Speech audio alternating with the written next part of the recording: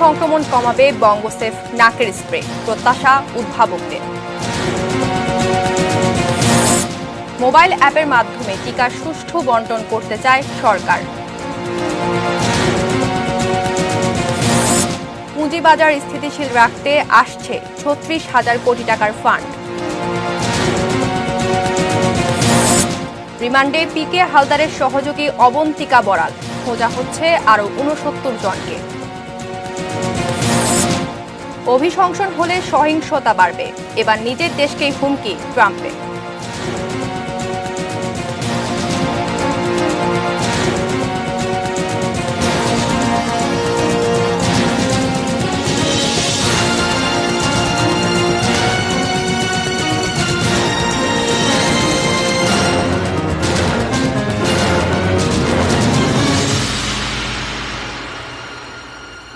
এটি নিউজ দেখছেন, ৬টা নিউজ আওয়ারের সঙ্গে আছি আমি মিহসাবিন মুনিয়া। শিরোনামগুলো শুনছিলেন।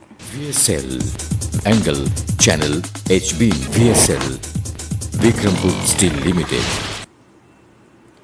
বায়ু দূষণে কাতর, পানি দূষণে ভয়াবহ, শব্দ দূষণে অস্বচ্ছ, আর প্লাস্টিক পলিথিনের নিয়ন্ত্রণহীন ব্যবহারে অসহায় এক নগরী ঢাকা। আছে আইন, পরিকল্পনা, মাঝে মধ্যে পরিচালিত হয় ভ্রাম্যমাণ আদালতও, কিন্তু কাজের কাজ কিছু হচ্ছে কি? মনিরুল ইসলাম মিন্টুর ৬ পর্বের ধারাবাহিক প্রতিবেদনের আজ দেখব।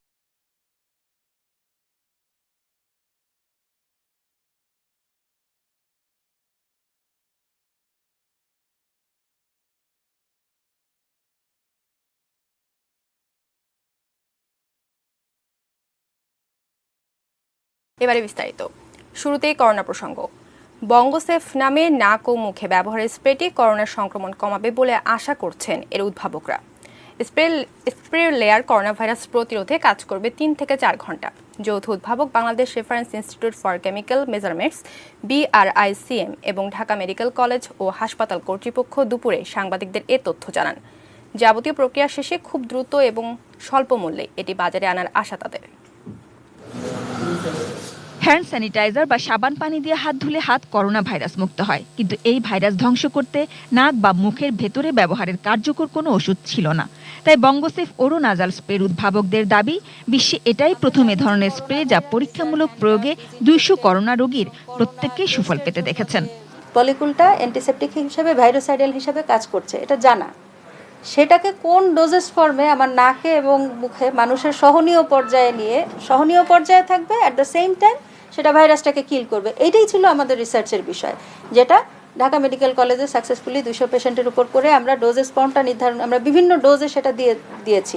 থরো এবং মেথডিক্যাল রিসার্চের মাধ্যমে কিন্তু আমরা এই ডোজেস ফর্ম এবং সময়টা আমরা নির্ধারণ করেছি। উদ্ভাবিত স্প্রের কার্যকারিতা পরীক্ষায় সাহসী অবদান ঢাকা মেডিকেল কলেজ ও হাসপাতালের ENT বিভাগের চিকিৎসকদের। রোগীর উপর প্রয়োগের আগে নিজেদের উপর প্রয়োগ করে এর কার্যকারিতা নিশ্চিত হয়েছেন তারা। বলছেন তেমন কোনো পার্শ্ব প্রতিক্রিয়া পাননি এর। সেই সঙ্গে এটিও পরিষ্কার জানাচ্ছেন, এই স্প্রে মাস্ক, PPE বা ভ্যাকসিনের বিকল্প নয়, কেবল নাক ও মুখের সুরক্ষা দিয়ে সংক্রমণ ঠেকাবে। সাধারণত করোনা ভাইরাসটা আমাদের মুখ এবং নাক দিয়ে বা চোখ দিয়ে আমাদের শরীরে প্রবেশ করার সময় তারা নাকের পেছনে এবং মুখের পেছনে নেজোফ্যারিংস বা ওরোফ্যারিংসে কিছুক্ষণ অবস্থান করে। যদি ওই সময়টাতে আমরা স্প্রে দিয়ে দিই, সেখানে ভাইরাস যে জমা হচ্ছে, ভাইরাসের লোড, সেই লোডগুলো কমে যাচ্ছে, ভাইরাস কিল হচ্ছে। কমপক্ষে ১০০ জনের বেশি যারা আমরা এটা প্রথম থেকে ইউজ করছি, as it has no harm. যার হয়নি সে যেন আক্রান্ত না হয়, যার হয়েছে তার যেন ভাইরাল লোডটা কমে, যেহেতু এটা রেডিলি ভাইরাসকে কিল করে বা ডিস্ট্রয় করতে সক্ষম। জানাচ্ছেন নাক ও মুখে স্প্রে করার পর এর লেয়ার কাজ করবে ৩ থেকে ৪ ঘন্টা। একজনের জন্য ১ মাসে ২০০ ml একটা বোতলই যথেষ্ট হবে, যার দাম হতে পারে ১০০ টাকার মতো। আমাদের বিজ্ঞানী, গবেষক, প্রফেশনাল যারা আছে তাদের পক্ষ থেকে এটা মুজিব বর্ষে আমাদের উপহার। গত বছরের মে থেকে এর কাজ চলছিল, অক্টোবর থেকে প্রয়োগ শুরু। আপাতত সকল তথ্য প্রকাশ করতে চাচ্ছেন না, কারণ বিস্তৃত পরিসরে ক্লিনিক্যাল ট্রায়াল চালানো এবং বাংলাদেশ মেডিকেল রিসার্চ কাউন্সিল সহ সংশ্লিষ্ট দপ্তর থেকে অনুমোদন নেওয়ার ব্যাপার রয়েছে। সেসব সেরে শিগগিরই স্প্রেটিকে বাজারে ছাড়া যাবে বলে আশা করছেন। বেশি প্রিভেন্টিভ কেয়ার এটা হেল্প করবে, এটার সাথে অন্য কোনো কিছু আমরা সাংঘর্ষিক দেখছি না। আর এটা সেফটি মার্জিন আমরা নিশ্চিত করেছি যে এটি হিউম্যান বডির জন্য যথেষ্ট সেফ এবং কোনো সাইড ইফেক্ট এটাতে আমরা এই পর্যন্ত লক্ষ্য করছি না। আমরা এর পরের স্টেজটা যাব, আমরা আরও একটু আরো রিসার্চটাকে আরেকটু এলাবোরেট করে আমরা দেখব যে আরো কোনো কিছু এটার সাথে আছে। Sajida Sweety, ATN news, Dhaka. দেশে করোনায় আরও 14 জনের মৃত্যু হয়েছে। এ নিয়ে মোট মৃতের সংখ্যা দাঁড়ালো 7,833-এ।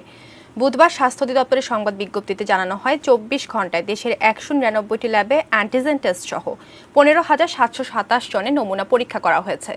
এতে নতুন আক্রান্ত পাওয়া গেছে 890 জন। এ নিয়ে এখন পর্যন্ত দেশে করোনা শনাক্ত হল মোট 5,24,910 জন। সর্বশেষ 841 জন সহ মোট সুস্থ হয়েছেন 4,69,522 জন।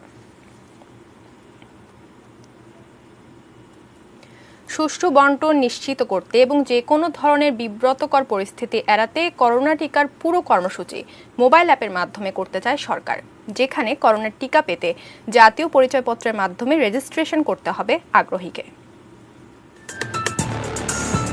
আগামী 3 বছরের মধ্যে 5টা ধাপে 13,82,47,000 মানুষকে ভ্যাকসিনের আওতায় আনার লক্ষ্য নিয়েছে সরকার, যার মধ্যে প্রথম ধাপে টার্গেটের 3% বা 51,84,282 জনকে দেওয়া হবে করোনার টিকা। প্রথম ধাপে আসা পুরো 51 লাখ টিকাই দেওয়া হবে প্রথম ডোজ হিসেবে। আর শুরু থেকেই এই পুরো প্রক্রিয়াটাই সরকার চায় ডিজিটালি একটি অ্যাপের মাধ্যমে করতে। এই অ্যাপে জাতীয় পরিচয়পত্রের নম্বর ব্যবহার করে নিবন্ধন করতে হবে। জাতীয় পরিচয়পত্র বহনকারী কোথায় টিকা নিতে চান সেই ঠিকানাও নির্বাচন করতে হবে। এই অ্যাপে টিকা নিতে আগ্রহীকে জানাতে হবে তার বর্তমান শারীরিক অবস্থা সম্পর্কে। যেহেতু শুরুতেই বয়স্কদের টিকা দেওয়া হবে, তাই স্বাভাবিকভাবে যে কোনো ধরনের জটিলতা যেমন হৃদরোগ, ডায়াবেটিস কিংবা রক্তক্ষরণের মতো বিষয়গুলো জেনে নেওয়া হবে। পুরো প্রক্রিয়াটি হবে একটি নিবন্ধিত মোবাইল নাম্বার দিয়ে। সেই নম্বরেই কোন কেন্দ্রে কবে টিকা দেওয়া হবে তা SMS এর মাধ্যমে জানানো হবে। রেজিস্ট্রেশন আমাদেরকে আইসিটি মন্ত্রণালয় তারা বলছেন যে 26 তারিখ থেকে ওনারা হয়তো শুরু করতে পারবেন। স্বাস্থ্য অধিদপ্তর যে অ্যাপ ব্যবহারের কথা বলছে তা শুধু স্মার্টফোনেই ব্যবহার করা সম্ভব। বাংলাদেশ টেলিযোগাযোগ নিয়ন্ত্রণ কমিশন BTRCর সবশেষ তথ্য বলছে সারা দেশে মোবাইল ফোনের সক্রিয় সিম রয়েছে 16,84,00,000। তার মধ্যে 40% গ্রাহক স্মার্টফোন ব্যবহার করেন বলে টেলিযোগাযোগ খাতের সংশ্লিষ্টরা জানিয়েছেন। NID ছাড়া যারা আছে তাদের ক্ষেত্রে আমরা তো প্রথম মাসে বা দ্বিতীয় মাসে তো তারা আমাদের এই গ্রুপের মধ্যে আসছে না। এর মধ্যে আমরা একটা উপায় বের করব কিভাবে তাদেরকে আইডেন্টিফাই করা যায়। দেখতে পাচ্ছেন যেখানে মোবাইল অ্যাপ। করোনার শুরুতে সরকারের পৃষ্ঠপোষকতায় করোনা শনাক্ত আর বিস্তার ঠেকাতে বেশ কিছু মোবাইল অ্যাপ চালু হলেও শেষ পর্যন্ত তাতে খুব একটা সফলতা আসেনি। সাদাত হাবিবি সেতু, ATN নিউজ, ঢাকা। করোনা মহামারীর মধ্যেও ক্ষমতাসীনদের লুটপাট বন্ধ নেই বলে মন্তব্য করেছেন বিএনপি মহাসচিব মির্জা ফখরুল ইসলাম আলমগীর। দুপুরে জাতীয় প্রেস ক্লাবের সামনে আয়োজিত এক মানববন্ধনে তিনি বলেন, $2 টিকা $5 কেনা হচ্ছে কেবল দুর্নীতি করার জন্য। করোনা ভ্যাকসিন আমদানির মাধ্যমে সরকার লুটপাটের ষড়যন্ত্র করছে বলেও অভিযোগ করেন মির্জা ফখরুল। জিয়া পরিবারকে রাজনীতি থেকে দূরে সরানোর ষড়যন্ত্র হচ্ছে দাবি করে তিনি বলেন, মামলা, হামলা এবং নির্যাতনের মাধ্যমে গণতন্ত্র হত্যার চক্রান্ত চলছে।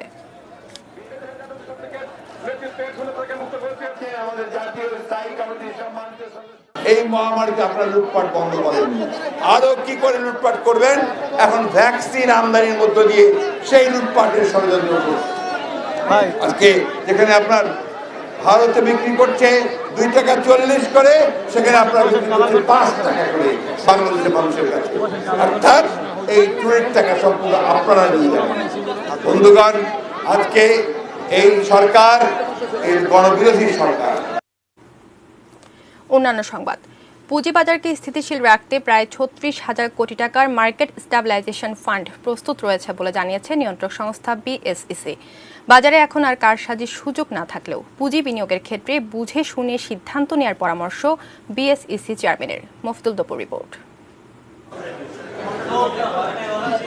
শেয়ার বাজারে সূচক আর লেনদেন বাড়তে থাকলে খুশি হওয়ার পরিবর্তে অনেক বিনিয়োগকারীর মনের ঈশান কোণে দুশ্চিন্তার কালো মেঘ জমে। 1996 আর 2010-এর পুঁজিবাজার ধসই এই শঙ্কার কারণ। সময় বদলেছে, বদলে গেছে শেয়ার ব্যবসার ধরনও। 2010-এর পর থেকে নানা সংস্কারের মধ্য দিয়ে দেশের পুঁজিবাজার এখন দাঁড়িয়ে আছে শক্ত ভিতের উপর। বাজারের প্রতি আস্থা বাড়াতে নিত্য নতুন নানা পদক্ষেপ নিচ্ছে নিয়ন্ত্রক সংস্থা।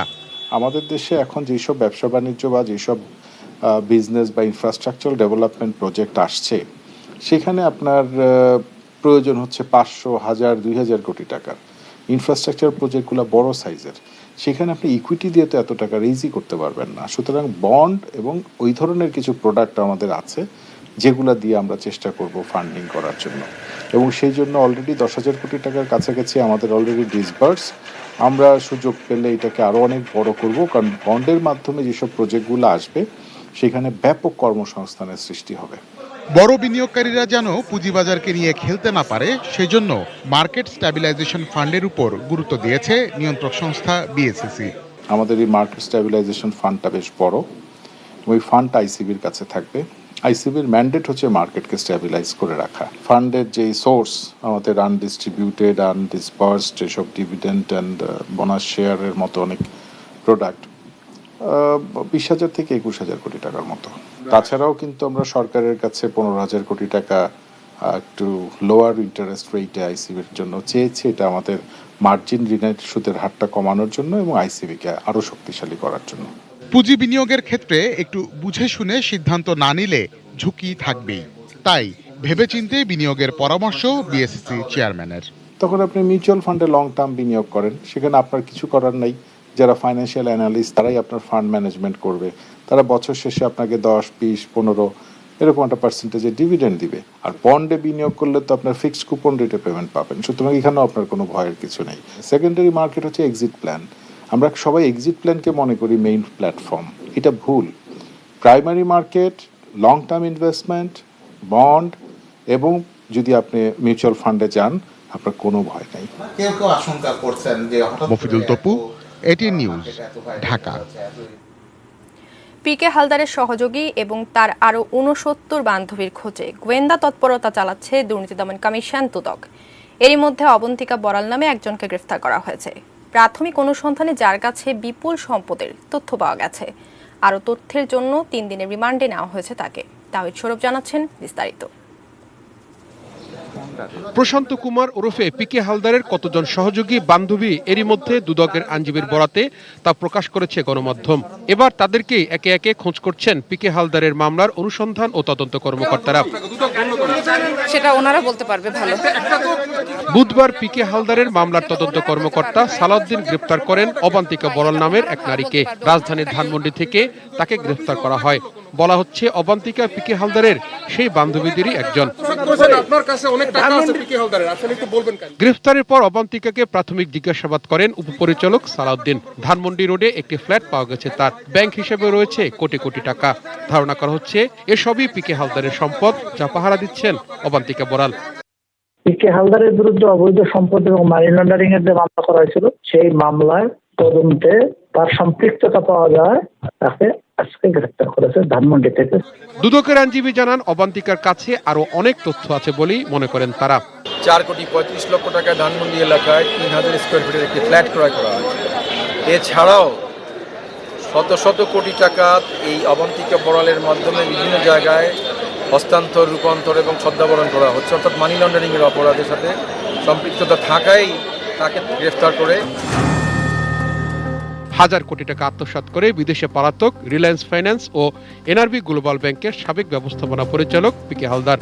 গত মঙ্গলবার তার ঘনিষ্ঠ 4 জনের ব্যাংক হিসাব থেকে প্রায় 1000 কোটি টাকা ফ্রিজ করে দুদক। তাহিদ সৌরভ, এটিএন নিউজ, ঢাকা।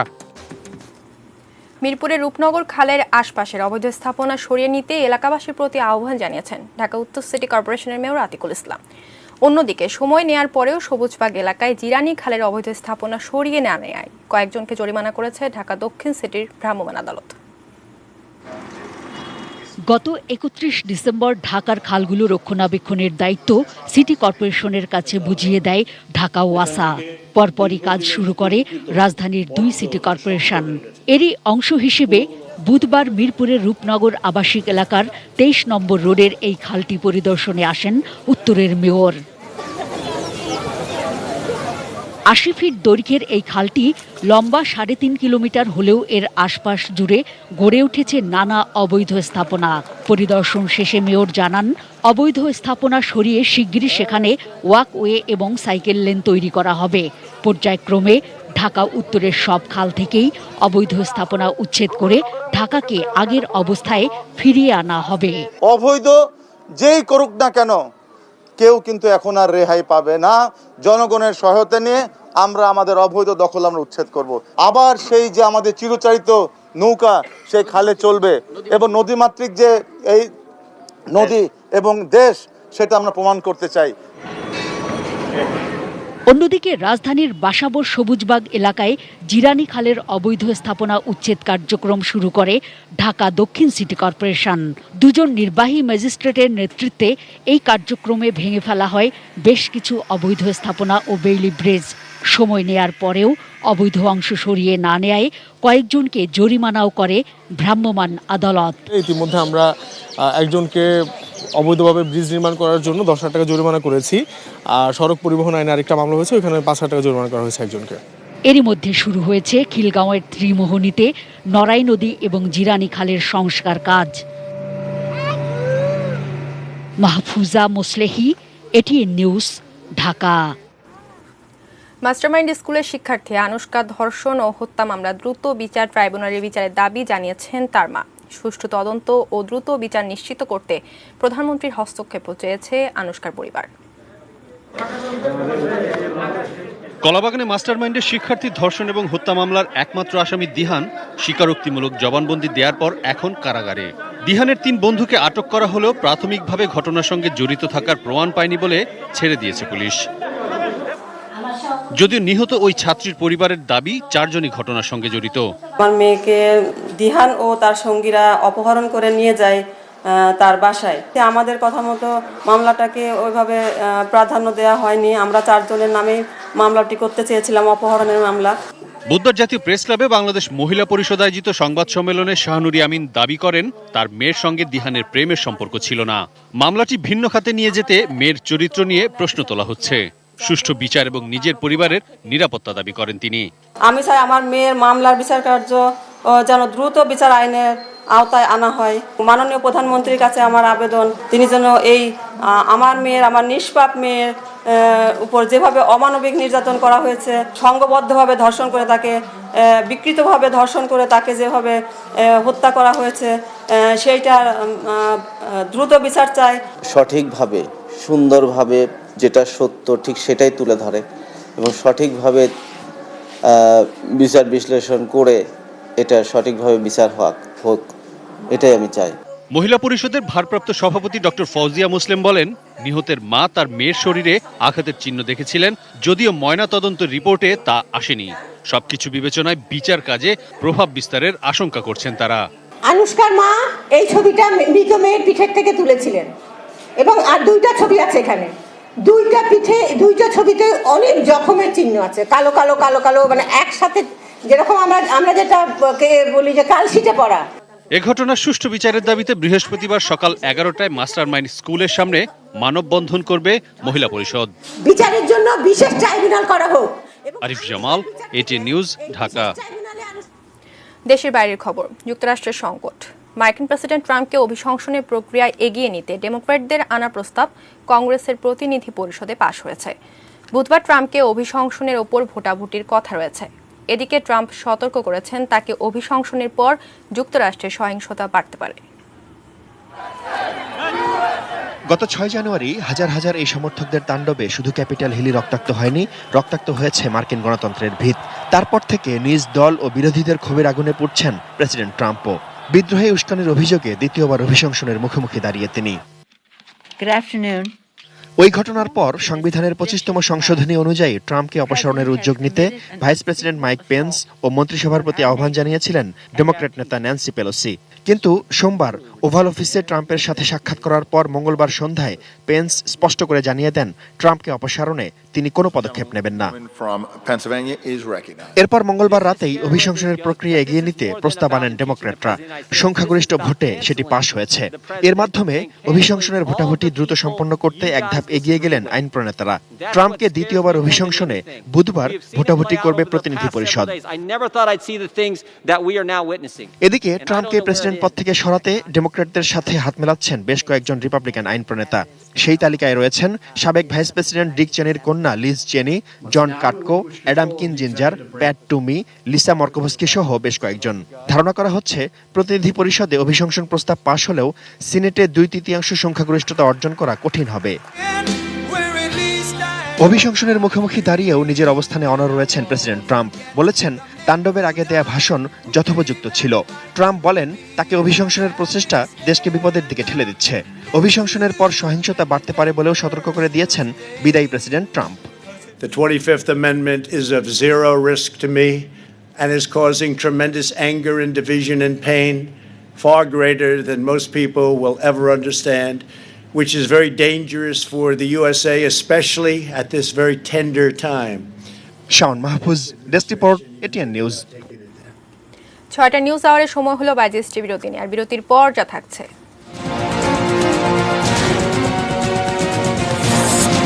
নির্বাচনী সহিংসতায় চট্টগ্রামে নিহত 1 বিদ্রোহী প্রার্থী অভিযুক্ত। বড়পুকুরিয়া কয়লা খনির 22 কর্মকর্তার জামিন আবেদন আবারও নাকচ।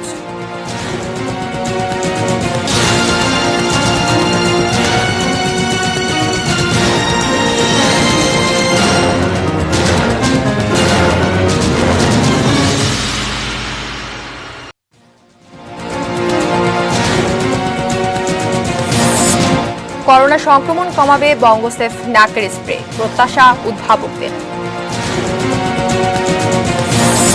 মোবাইল অ্যাপের মাধ্যমে টিকার সুষ্ঠু বণ্টন করতে চায় সরকার। পুঁজিবাজার স্থিতিশীল রাখতে আসছে 36,000 কোটি টাকার ফান্ড। রিমান্ডে পিকে হালদারের সহযোগী অবন্তিকা বড়াল, খোঁজা হচ্ছে আরও 69 জনকে। অভিশংসন হলে সহিংসতা বাড়বে, এবার নিজের দেশকেই হুমকি ট্রাম্পের।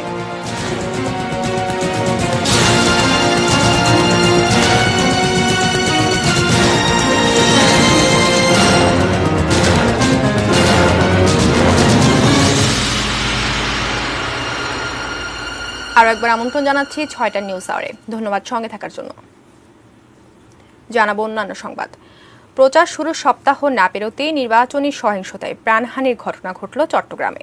সিটি কর্পোরেশনের 28 নম্বর পাঠানটুলি ওয়ার্ডে আওয়ামী লীগের কাউন্সিলর ও বিদ্রোহী প্রার্থীর সমর্থকদের মধ্যে গোলাগুলিতে আজগর আলী বাবুল নামে এক ব্যক্তি মারা যান। এই ঘটনায় 13 জনের নাম উল্লেখ সহ অজ্ঞাতনামা আরও 30-40 জনকে আসামি করে নিহতের ছেলে সেজান মাহমুদ মামলা করেছেন। মামলার প্রধান আসামি করা হয়েছে বিদ্রোহী কাউন্সিলর প্রার্থী আব্দুল কাদেরকে। পুলিশ জানায় মঙ্গলবার ওই এলাকায় 2 দলের সমর্থকদের মধ্যে সংঘর্ষ হয়। গুলিবিদ্ধ 2 জনকে হাসপাতালে নেওয়া হলে আজগর আলী বাবুল মারা যান। মঙ্গলবার রাতেই নগরের বিভিন্ন এলাকা থেকে 19 জনকে আটক করে পুলিশ। পরে আরও 7 জনকে আটক করা হয়।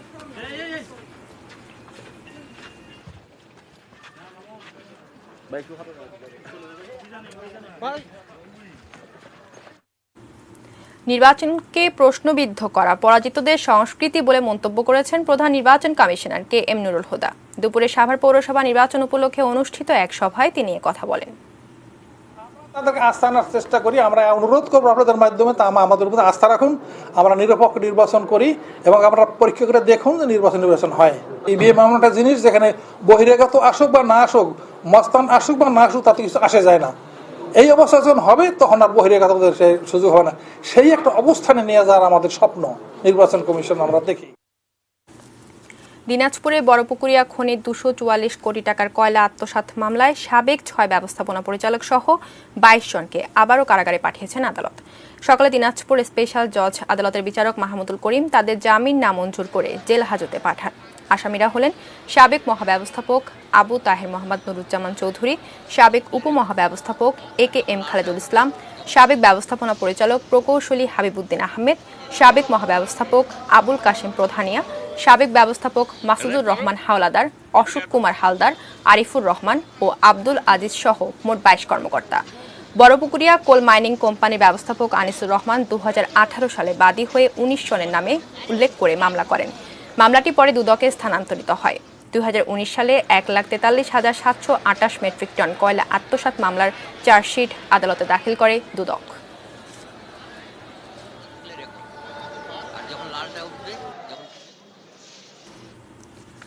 অনুমোদন ছাড়াই কারখানায় স্থাপন করে ক্ষতিকর উপাদান দিয়ে চকলেট ললিপপ বানানোর অভিযোগে পুরান ঢাকায় 5 জনকে গ্রেফতার করেছে র্যাবের ভ্রাম্যমাণ আদালত। বুধবার কামালবাগ আবাসিক এলাকায় 4টি অবৈধ কারখানায় অভিযান চালিয়ে এর সাথে জড়িতদের আটক করে র্যাব। র্যাবের নির্বাহী ম্যাজিস্ট্রেট পলাশ কুমার বসু জানান, এসব কারখানায় চকলেট ললিপপ তৈরির কাজে শিল্প কারখানায় ব্যবহার্য রং, হাইড্রোস ও মোম ব্যবহার করা হতো, যা স্বাস্থ্যসম্মত নয়। এ সময় বিএসটিআই এর পরিদর্শক দল জানায়, এসব কারখানারও কোনো অনুমোদন নেই। গ্রেফতারকৃতদের বিরুদ্ধে বিশেষ ক্ষমতা আইনে মামলা করা হবে বলে জানিয়েছেন ভ্রাম্যমাণ আদালত।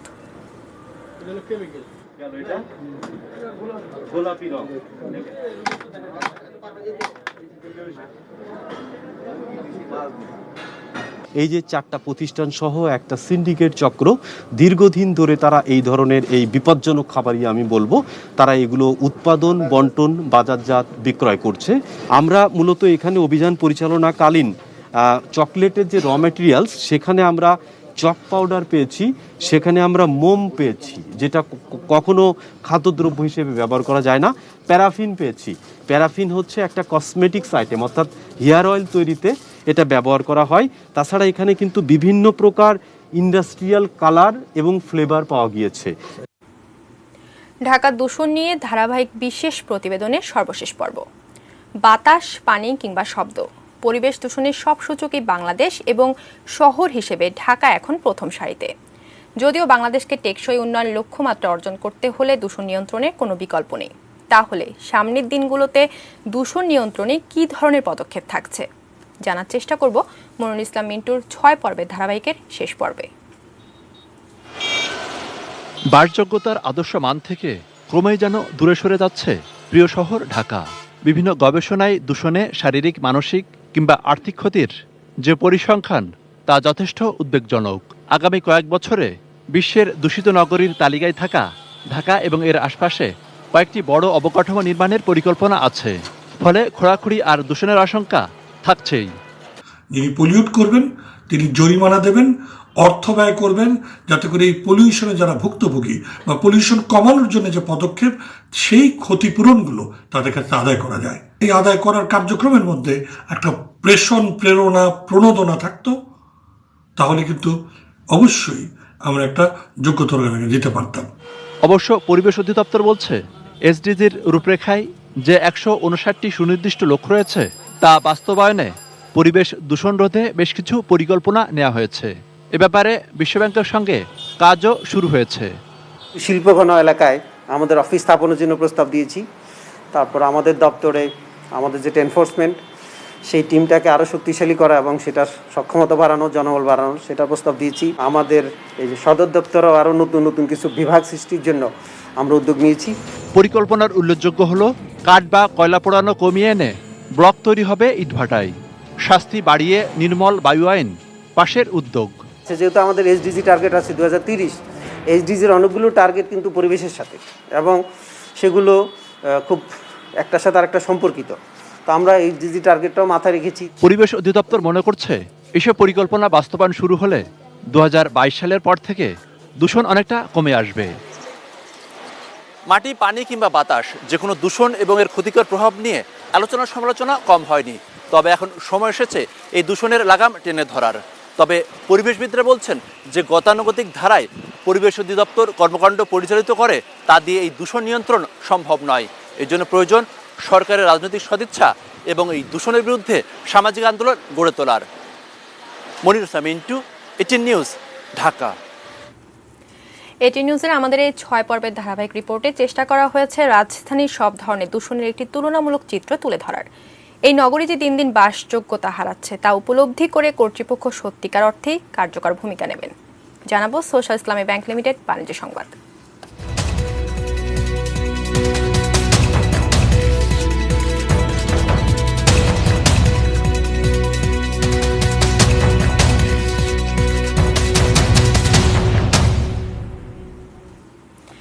ভরিতে 1983 টাকা কমিয়ে সোনার নতুন দাম নির্ধারণ করেছে বাংলাদেশ জুয়েলার্স সমিতি বাজস।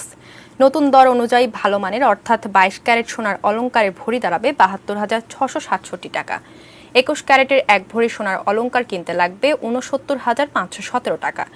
এছাড়া 18 ক্যারেট 60,769 টাকা এবং সনাতন পদ্ধতির সোনার অলংকারের ভরি বিক্রি হবে 50,447 টাকায়।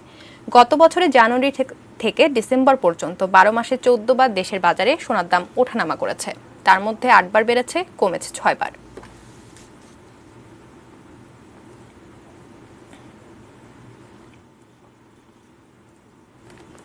মেটাল প্রেজেন্স কৃষি সংবাদ, সুজলা সুফলা।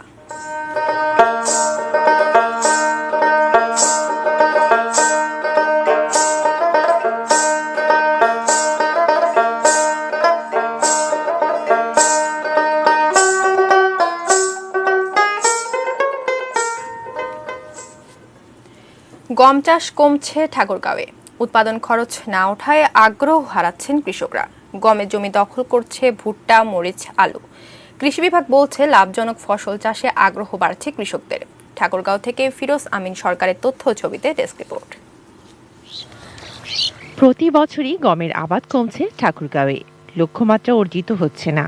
এবছরই 50,650 হেক্টর জমিতে গম চাষের লক্ষ্যমাত্রা ধরা হলেও আবাদ হয়েছে 47,000 হেক্টরে। আগে যে জমিতে গম চাষ হতো তাতে চাষ হচ্ছে ভুট্টা, মরিচ ও আলু। এসব ফসল চাষাবাদে খরচ কম, লাভ বেশি। এক কাঠা মাটি গমের আবার দাম লাগতেছে 900 টাকা, আর এক কাঠা মাটি আলুর জন্য আমরা ফসল বিক্রি করতেছি 1000 টাকা। তাহলে আমার 100 টাকা এখানে লাভ আসতেছে। আমরা গম কিসের জন্য করব? গতবার কৃষ্ণ 2 বিঘা, এবার কৃষি আমরা 1 বিঘা গম করে আমাদের পত্তা কম হচ্ছে। 1 বিঘা মাটি মনে গম 20 মন মারি গম, আর ভুট্টা মনে 80-70 মনে হয়। বৈরী আবহাওয়া এবং ভালো বীজের অভাবও গম চাষে কৃষকদের আগ্রহ হারানোর কারণ। তবে গমের ভালো জাত পেলে আবারও চাষিরা ফিরবে গম আবাদে, এমনই মনে করেন কৃষি কর্মকর্তারা। আমরা গমের যদি ভালো জাত দিই এবং শর্ট ডিউরেশন অর্থাৎ স্বল্প জীবনকালের যদি দেওয়া যায়, তাহলে এই প্যাটার্নের যে শস্য যে ক্রম, সেই শস্য ক্রমের মধ্যে সেটি টিকে থাকতে পারবে। Shakil Aziz, desk report, ATN news. আর একবার সময় হলো বাইজিস্টে বিরতি নিয়ে, আর বিরতির পর যা থাকছে। সিরিয়ায় ইসরায়েলি বিমান হামলায় নিহত 23।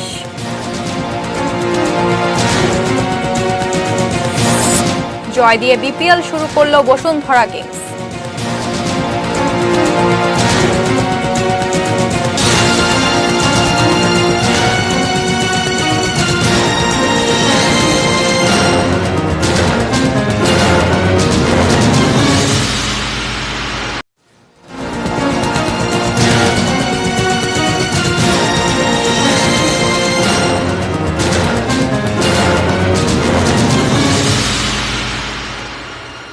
আরও একবার আমন্ত্রণ জানাচ্ছি সন্ধ্যা 6টা নিউজ আওয়ারে। ধন্যবাদ সঙ্গে থাকার জন্য। জানাবো দেশের বাইরের আরও খবর।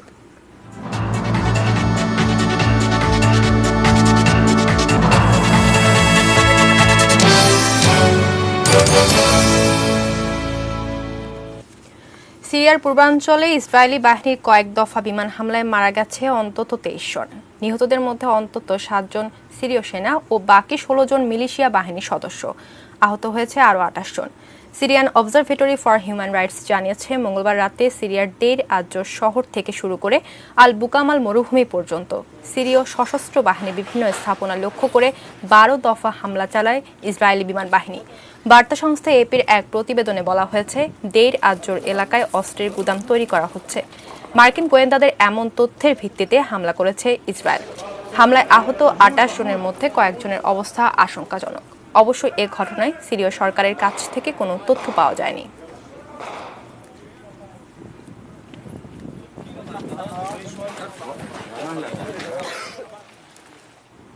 খেলার খবর।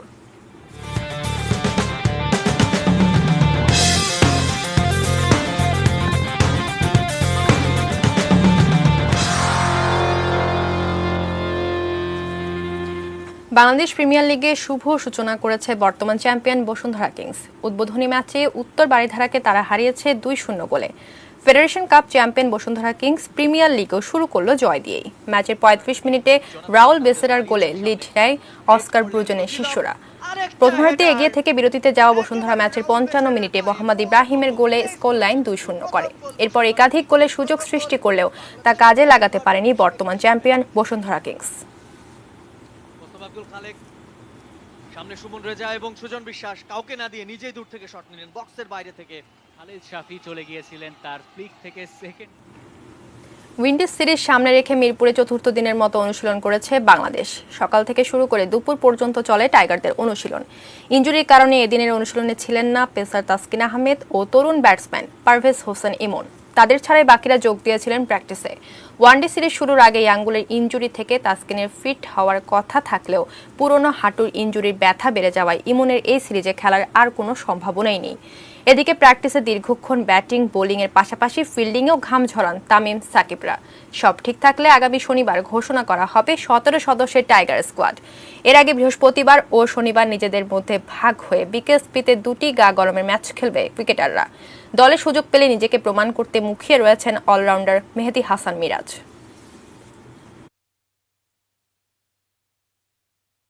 লাস্ট ৩-৪টা ইন্টারন্যাশনাল ম্যাচ কিন্তু আমি ওইরকম ভালো করতে পারিনি। দেশের মাটিতে, দেশের বাইরের মাটিতে যে কয়টা ম্যাচই খেলেছি, বাট আমার জন্য একটা আলাদা অ্যাডভান্টেজ থাকবে যে যেহেতু ওয়েস্ট ইন্ডিজ আসছে এবং আমি এর আগে ওয়েস্ট ইন্ডিজের সাথে ভালো করেছি, আরও দেশের মাটিতে খেলা টেস্ট ওয়ানডে দুটোই। আর আমার অবশ্যই এটা একটা ভালো ফিলিংস থাকবে যে না, এখানে যদি আমি ভালো কিছু করতে পারি আর নিজেকে কামব্যাক করার একটা ভালো একটা সুযোগ অপরচুনিটি পাবো। বাট এটাই চেষ্টা করবো যে নিজের পারফরমেন্সটা ভালো করার জন্য এন্ড অফ দ্য ডে টিমও যেন ভালো রেজাল্ট করে। সংবাদ শেষ করছি ঐতিহ্যবাহী গরু গাড়ি দৌড় প্রতিযোগিতা দিয়ে। হারিয়ে গেছে আমাদের গ্রামীণ সংস্কৃতির অনেক ঐতিহ্য, কোথাও এখনো কোনো রকমের টিকে আছে কিছু লোকজ উৎসব। তেমনই ঝিনাইদহে হয়ে গেল ঐতিহ্যবাহী গরুর গাড়ির দৌড় প্রতিযোগিতা, জানিয়েছেন প্রতিনিধি নিজাম জর্দার বাবলু।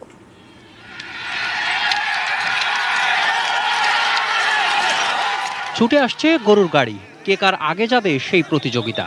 আর তা দেখতে লোকারণ্য ঝিনাইদহের বেতাই গ্রামের দক্ষিণ মাঠ।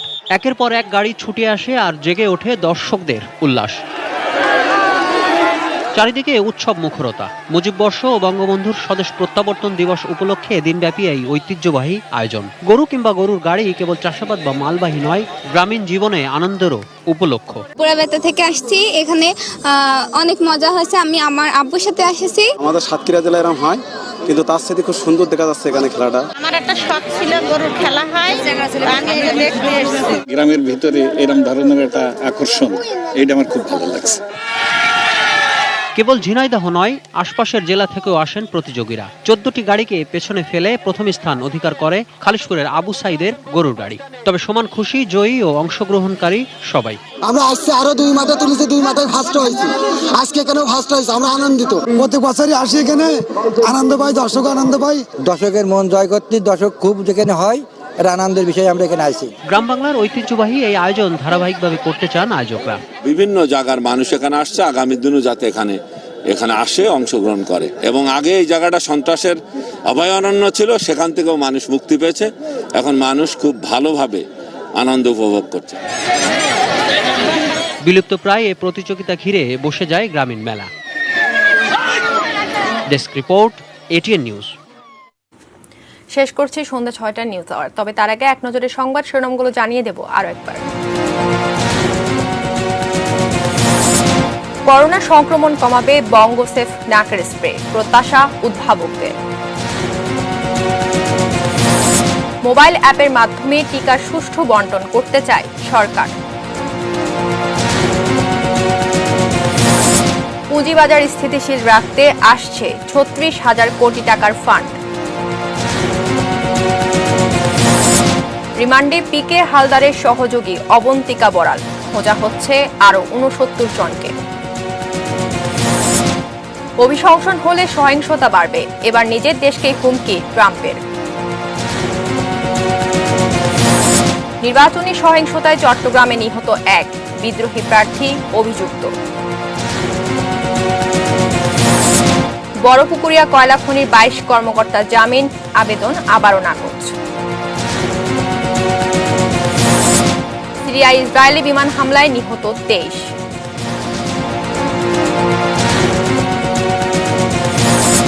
এবং জয় দিয়ে বিপিএল শুরু করল বসুন্ধরা কিংস।